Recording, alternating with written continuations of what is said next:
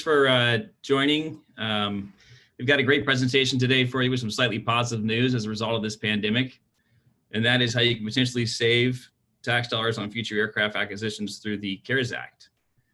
For those of you who don't know, my name is Matt Stringfield. I'm one of the founding partners here at SoulJets. We are an aircraft acquisition and brokerage firm headquartered out of Park City, Utah. I'm actually at our Chicago offices at the Chicago Executive Airport today. Joining me is Daniel Chung, who we've worked with for almost 10 years now. Daniel's an expert in his field and has helped several of our clients. Daniel's background is he's the principal of aviation tax consultants. They have offices in Columbus, Indiana, and Scottsdale, Arizona. Daniel was born and raised in Hong Kong and has been a naturalized Hoosier since 1985. Daniel was also kind enough to talk to us on his birthday, so happy birthday, Daniel. Thanks for taking time off the golf course. And with that, I'll hand it over to you. And just so everyone's information, once Daniel does his presentation, after that, we'll have a Q&A. Thanks, Matt. Well, certainly appreciate the invite, especially from a Purdue Boilermaker inviting a Hoosier to speak, which is unprecedented. So certainly appreciate it. And speaking of Chicago Milwaukee Airport, it's one of my favorite GA airports because I have an app that tells me the closest dim sum restaurant from any GA airport in the country. So Milwaukee certainly is right there on the top of the list. But anyways, I do have a little PowerPoint presentation that we'll go through.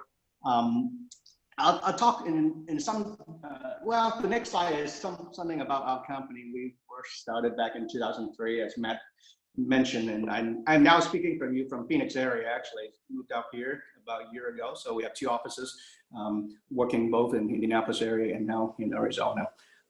Go ahead, Hannah. The big discussion topic certainly is the bonus depreciation and how the CARES Act work into the planning so that maybe some tax incentives available in terms of getting some tax refunds from prior year. Also cover some general sales and use tax planning in terms of buying an airplane and some of the planning opportunities available. Go ahead, Ken. Who can qualify for a business aircraft depreciation and deduction? Again, most of our clients are business owners. The tax code, unfortunately, is not very friendly to employees of big companies. Even though you may make a very good living, can afford an airplane, but if you work for a company, unfortunately, the tax code is not geared towards those type of situations to benefit from the tax deductions. Or if you sold a company and already retired, then obviously there's not much tax benefits available. So our target in terms of our clients that we work with, most everyone, a lot of owner-flown pilots, but more and more we have a lot of folks who are buying the airplane for the transportation. And now with this environment, whether the pandemic and everything else going on, flying on the airline is just not as favored mode of transportation. So more and more we are seeing clients or prospects calling us about buying an airplane, just strictly for the business transportation, for the company, for the employees. And now if you can generate some income tax benefits from it, that whole thing all makes sense. Bonus depreciation started way back in, unfortunately, after 9/11, about 2001 timeframe. It was the same deal back then. The Congress wanted to help stimulate the economy, to revive the economy. So they're encouraging companies to buy equipment, invest in fixed assets, fixed equipment to grow the business.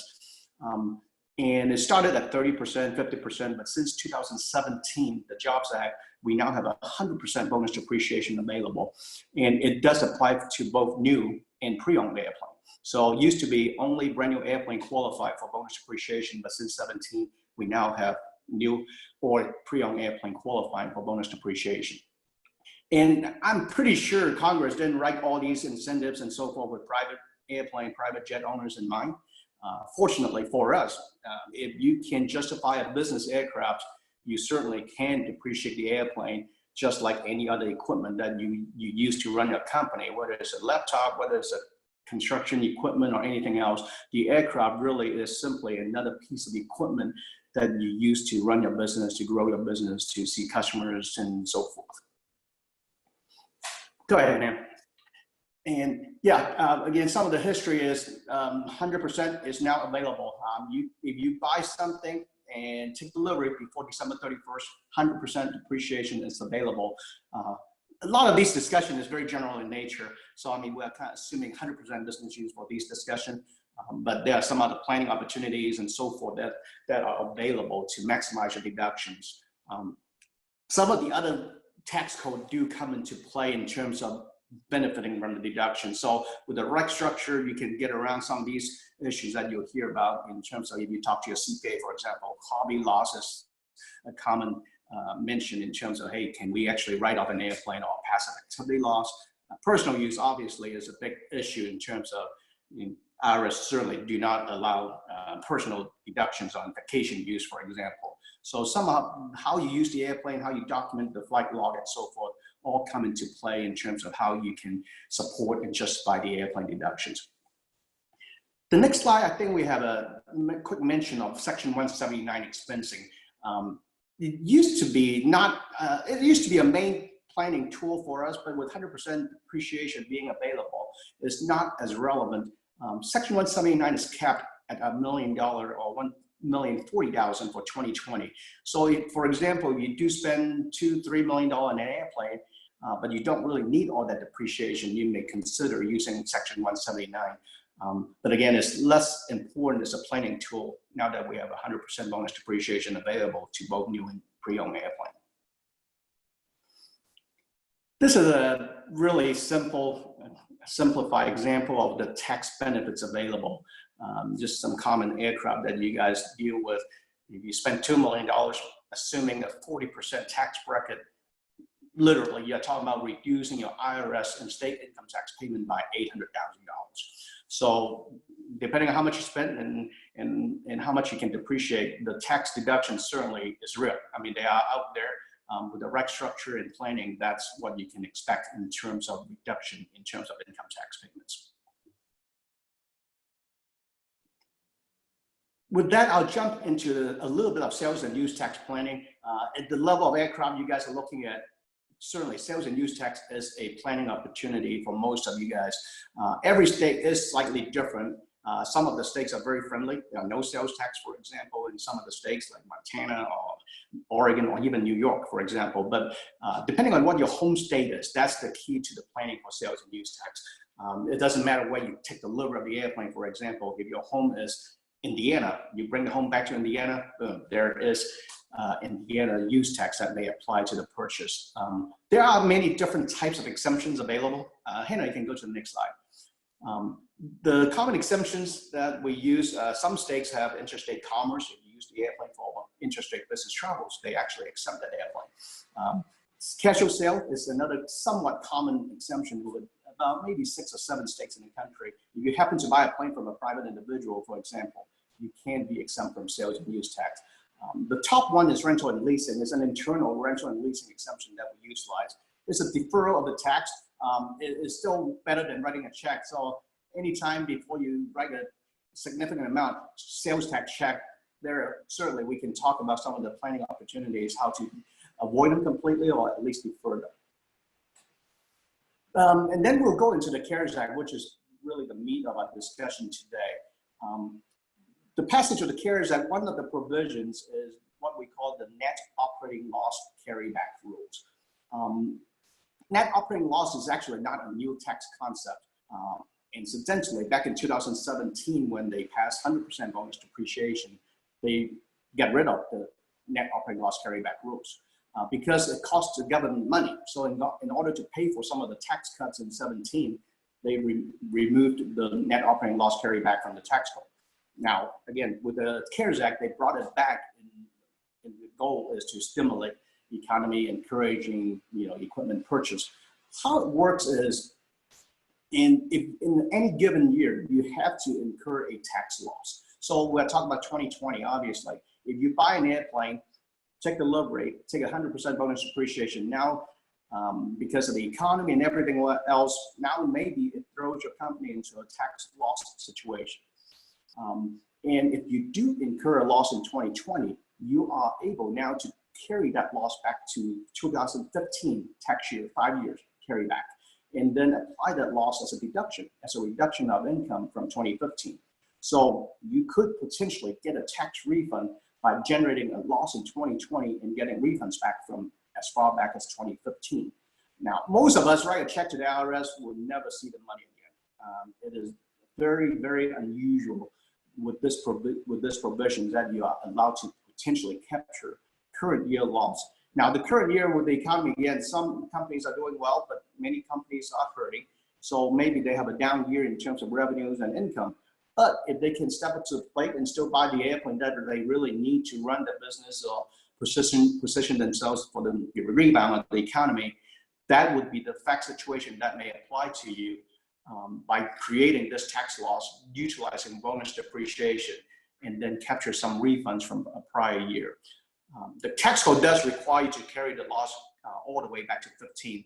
And then if you don't need the 15 year, you cannot utilize the loss in 2015, you carry that to 16, 17, and 18, and etc. You cannot just say, hey, I just had a good year last year, so you carry the loss back to 19. That's not allowed, but you have to start with 15 first. And the loss will be carried forward until it is exhausted completely. So the big discussion point, again, is the big tax loss for this year.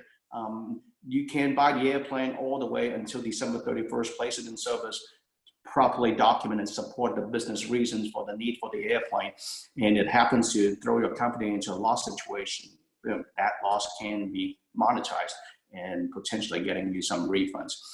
Depending on your corporate structure, most of our clients that we deal with these days are S corporations and LLCs, for example. So these corporate entities do not pay taxes.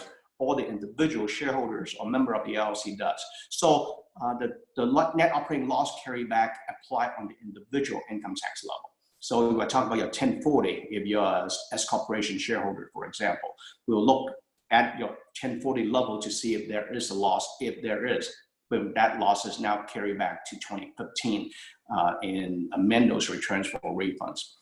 In terms of timing, all these things will not immediately happen, unfortunately, because you have to wait till you file your 2020 income tax return before the loss are reported.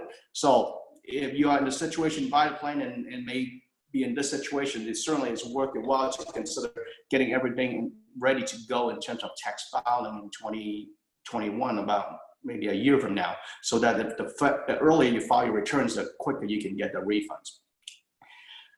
Go ahead, Hannah. This is a kind of also a simplified example.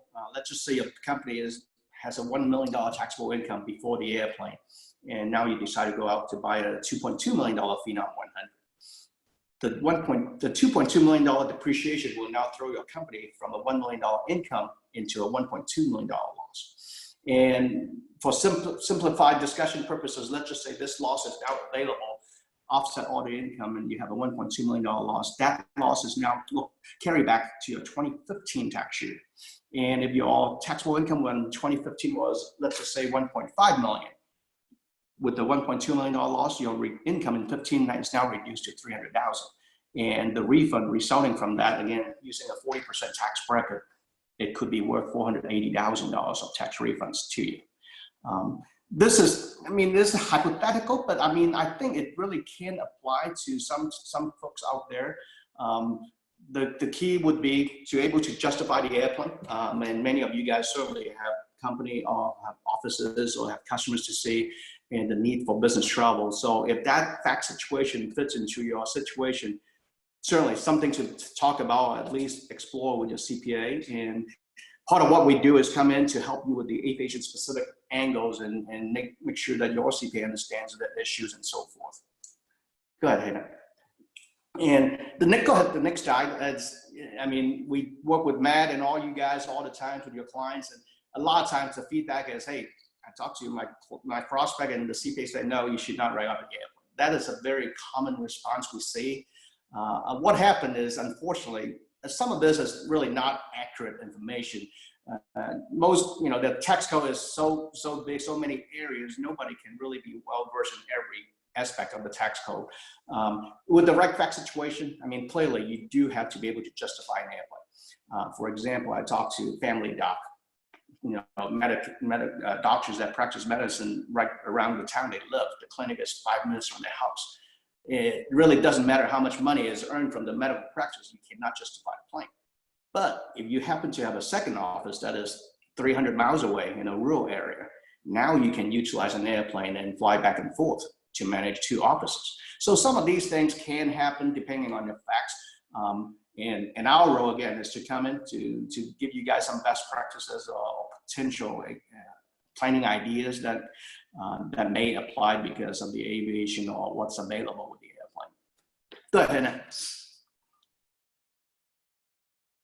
This is another big myth that we deal with all the times, audit risk. With the right fact situation, most of our clients, I mean, you know, have never been audited. I mean, we're talking about very, very low single digits of our clients that are ever audited. So again, with the right situation, right planning and structure, the audit risk of your return is not much different than before you buy an airplane. As a real life example, I can tell you is I have a client that got audited, and we certainly represent them. And when I spoke to the IRS auditor, he literally told me when we picked that return for audit, they didn't even know there's a $5 million allowance in the tax return. So the return was picked for audit, not for airplane reasons, but for other reasons on the return. And we are drawn into the IRS audit based on that, unfortunately. But everything went through, it's okay. But my point is simply, the audit risk is nobody knows what the secret formula IRS uses, but with proper planning and supporting documentation, is not a reason not to buy an airplane if you have a need. Good, yep. And that pretty much my comments in terms of the tax aspects and the tax code changes and how we work with you and your CPA and your advisors.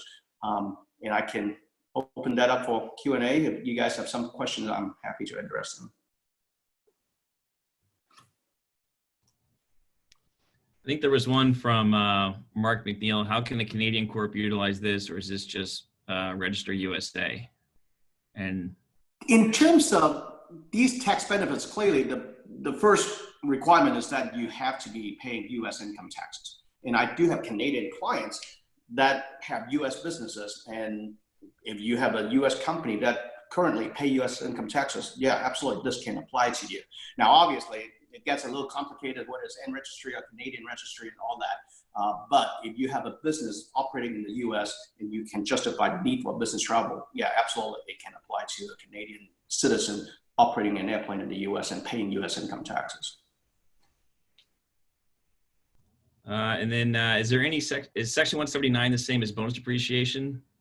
It is not. Section 179 has actually additional requirements. Bonus depreciation has no cap. You spend $8 million on the plane, you can write up $8 million immediately. Section 179 is capped at $1,040,000 for 2020. So if you spend $2 million on a plane, you are capped at $1.04 million for Section 179. And depending on the situation, it may make sense to take Section 179. But with this discussion in terms of CARES Act and generating a loss, really, the need for 179 is really diminished. If you need a plane and you're buying an airplane, you want to create that loss in 2020. So there's no reason to cap the deduction at 179. Again, there's some other provisions in Section 179 that limits its utility. For example, you cannot create a loss actually with the Section 179. If your business income is, $1 million, you cannot create a loss by utilizing Section 179. So for the most part, we're dealing with bonus depreciation, and because it's flexible, there's no cap, you can write off everything immediately.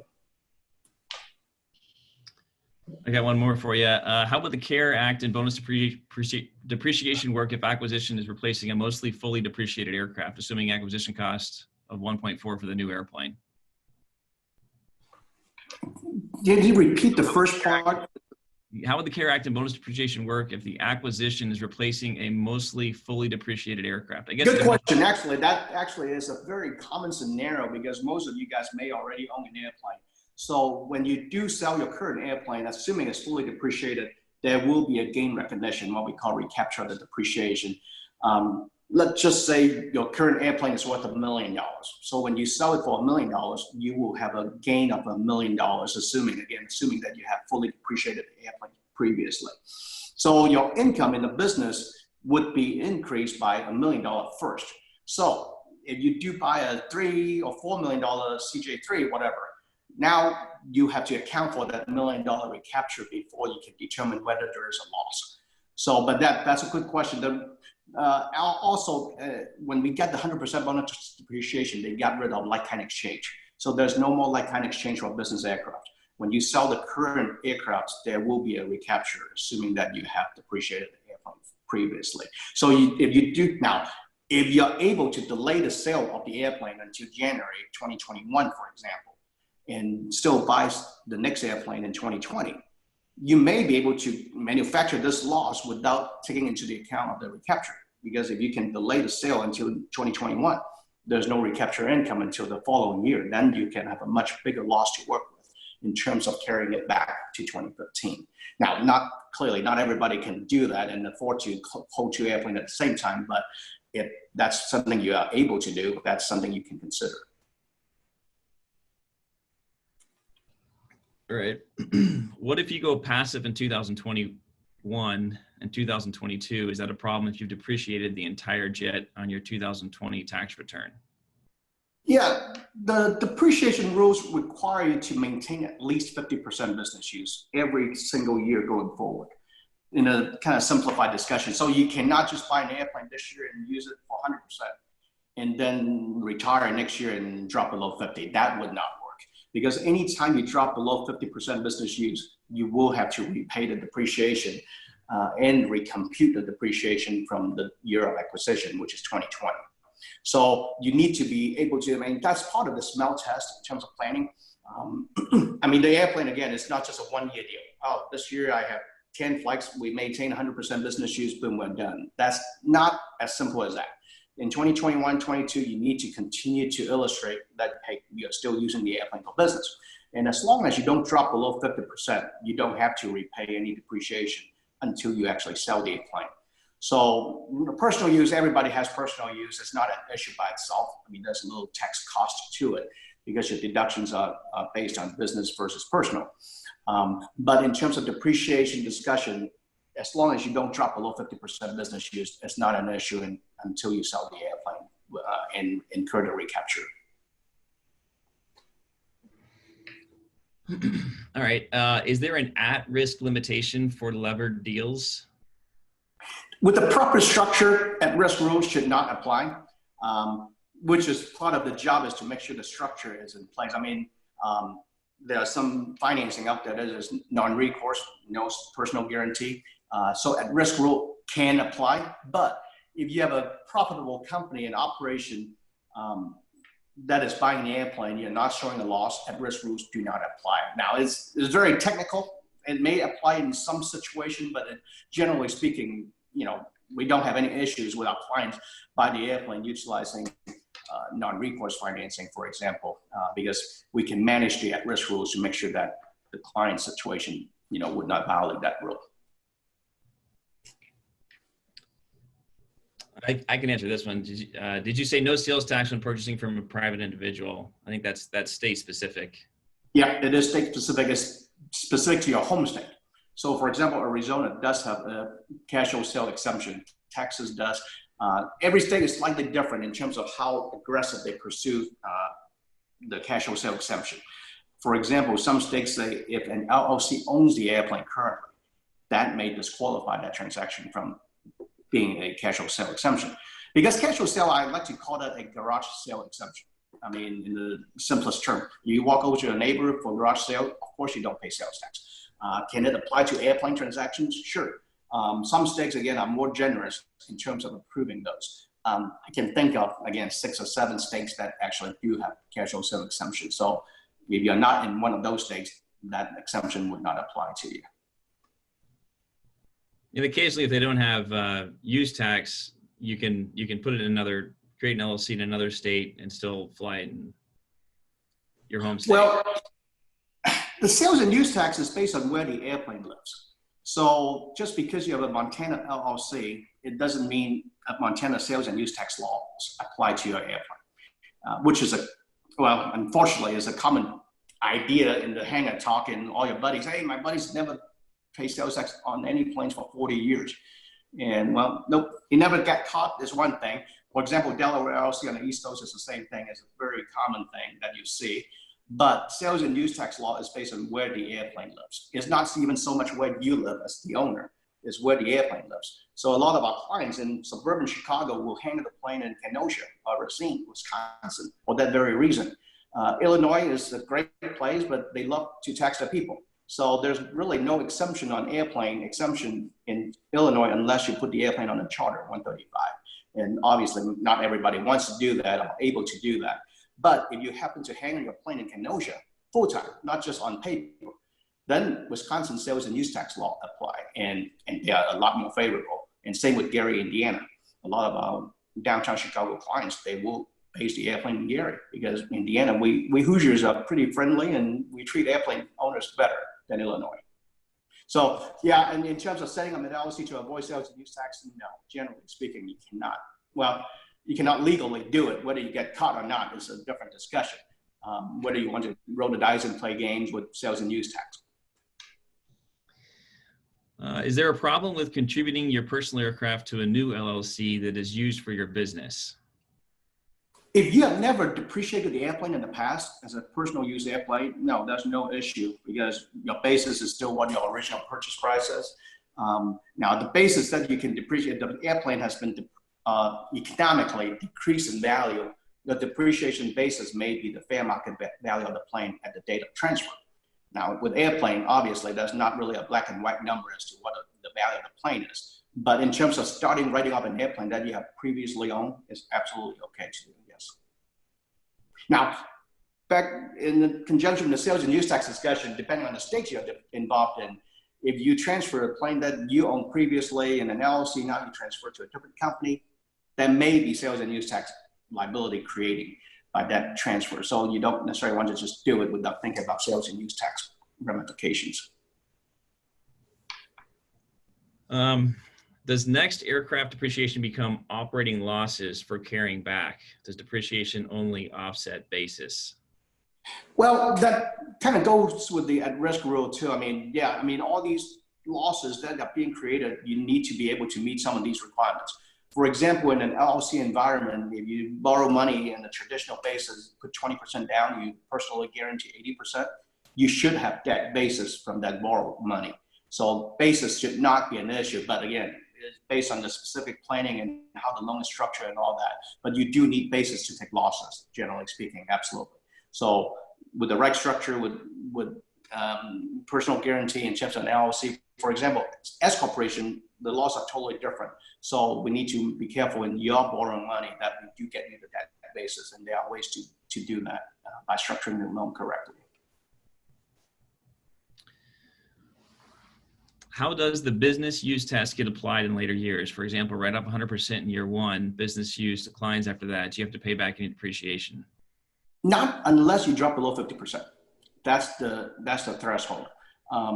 Again, it's not a 1 year time. And the smell test is not black and white. I mean, like I mentioned, the family doc, you almost cannot justify an airplane with one office. But with multiple offices, now you certainly can justify that. And you can have personal use of the airplane. That's not an issue by itself, as long as you don't drop below 50%. And now, I mean, some of the other detail in terms of planning, there's such a thing called personal non-entertainment use of the airplane, which is a favorable category because if you do have some personal use and it is not for fun, not for entertainment, you can actually treat that as business use by picking up some fringe benefits, for example. Now, personal non-entertainment, what we call P&E flights, they are not very common per se, but you happen to have, some charity flight, angel flight flying, or you go to Mayo Clinic for checkup, medical, or attending a funeral, for example. Some of those personal use can actually be treated as business use and treated favorably. So, but the 50% threshold is important. So we need to understand that we cannot just do this, 1 year and start flying for personal reasons only. No, you have to maintain a 50% business use minimum on every year going forward. Through the period you own the airplane, more or less, right? Correct. Essentially, yeah. At least for the first 5-6 years, that's important to maintain the 50% business use. This is a very similar question. How long do you need to demonstrate 50% till we die for the rest of our lives? So you said 5 to 6 years? Yeah, once the airplane is fully depreciated after 5 or 6 years, the original depreciable life, everything is easier. I mean, there's nothing to recapture, so to speak, until you sell the airplane. So, I mean, the recapture will happen whenever you sell the airplane.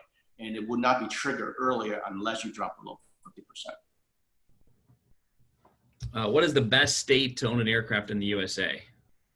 I mean, again, if you're talking about physically moving and living there, there are a few states. Oregon is good. I mean, even Delaware is actually, New York is good now.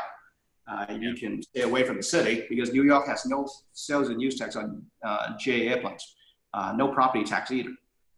Florida has no property tax, but they do have sales use tax. So, I mean, it's not really, unless you're ready to pick up the family and move, I mean, that's not really that relevant because ultimately you have to deal with the states where you hang on the airplane. Specifically, he asked about Wyoming. I think Wyoming has sales tax on an airplane. That's kind of somewhat a misconception out there. Wyoming is very favorable in a lot of things, but they do have a 5% sales and use tax on the airplane. Okay. So it's not free. Okay. When or if you go to 50% passive, can you do a dry lease for the remainder of unused time? Yeah, dry leasing on some limited basis. I mean, there's some FAA limitations on that, but you can treat fair market value dry leasing as business use. Yes, it can.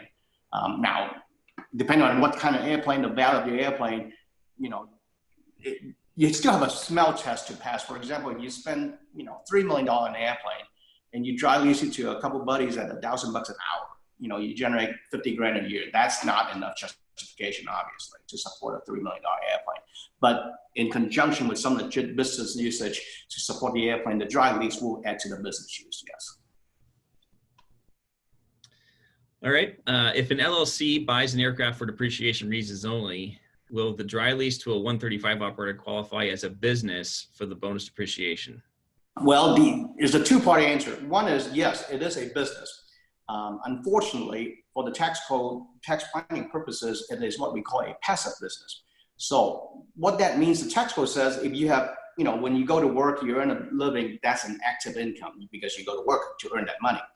In a charter business, it's more like a building. It's what we call a passive business. You don't really do anything. You're paying a fee to the charter company to mark the airplane and generate revenue on your behalf. So yeah, while you do have a business that is utilizing the airplane, which qualifies to take 100% bonus depreciation in general, but the deductions coming onto your return becomes a passive loss. The tax code says passive losses can only offset your passive income. So if you own a construction company that makes multi-million of dollars, you need the depreciation. Well, the passive loss from the airplane from a charter business does not help you because you cannot use passive losses to offset active income. So now if you happen to be in the real estate business and have all kinds of passive income, a charter route can help you because charter will generate your passive losses offsetting your real estate income that may be passive. But most taxpayers that work for a living and so forth do not have enough passive income to benefit from a charter airplane. It's interesting. We already purchased a Phenom 300 in 2019. How should we depreciate in 2019? If we think yeah, I mean, I don't know if it'll throw you into loss because you certainly, well, without knowing a specific structure, I guess, generally speaking, assuming you qualify for 100% bonus depreciation in 19, you can certainly take the whole thing immediately. And if it happens to create a loss on your 2019 return, you do qualify to take it back. And 5 years from 19 is actually 2014. So you will actually amend the 2014 tax return to apply for the tax refunds. So the CARES Act goes back to 2019 as well? 2019 and 18 officially. For planning purposes, there's nothing you can do to create these losses from prior years. The only thing we can do going forward until the end of this year, obviously. But yeah, for some of our clients that happen to have bought an airplane in 19, we are looking at, because they were, before the CARES Act, you can generate losses, but the losses are not worth anything because you can only carry it forward to 2020, 2021. With this CARES Act, now the losses actually are worth something potentially because now you can get the refund from 5 years ago. So no, if you are in that situation that you already bought a plane and it happened to throw your company into a tax loss, the CARES Act does apply to 2019.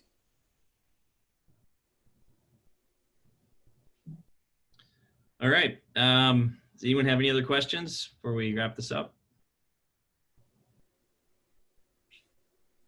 All right. Well, with that, Daniel, thank you so much for your time, especially on your birthday. Thank you. Nice talking to you guys. Good to see you guys. We'll hope to see you in person before too long. Yeah, and I guess, feel free to reach out to myself or Daniel if anyone has any further questions.